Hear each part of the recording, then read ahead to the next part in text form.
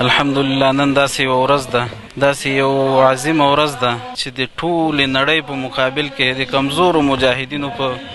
وینو باندې الله پاک داسې یو فتح راوستله، داسې یو ښکلی نظام یې راوستلو او داسې یوه ورځ یې موږ ته په برخه کړه چې نن الحمدلله موږ یې په خوشحالۍ باندې سره لمانځو. دا یقینا ډېره د حیرانتیا خبره ده، دومره لوی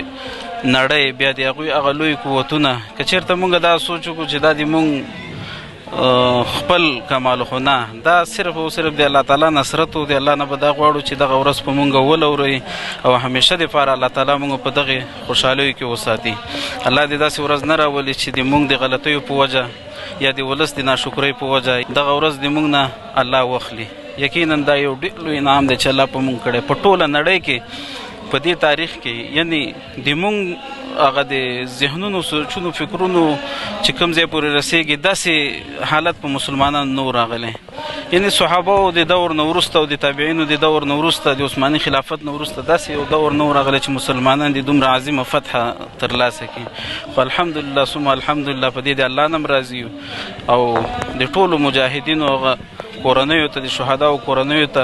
د دغې عظیمې ورځې مبارکي وړاندې کوو.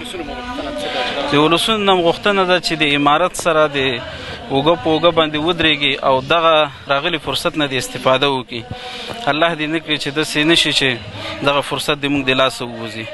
او مجاهدینو ته هم د ولسونو سره، یعنې ولس او مجاهدین یو دي، دغه مجاهدین د دې ولس نه راپورته شو دغومره لویه کامیابي حاصله کړله.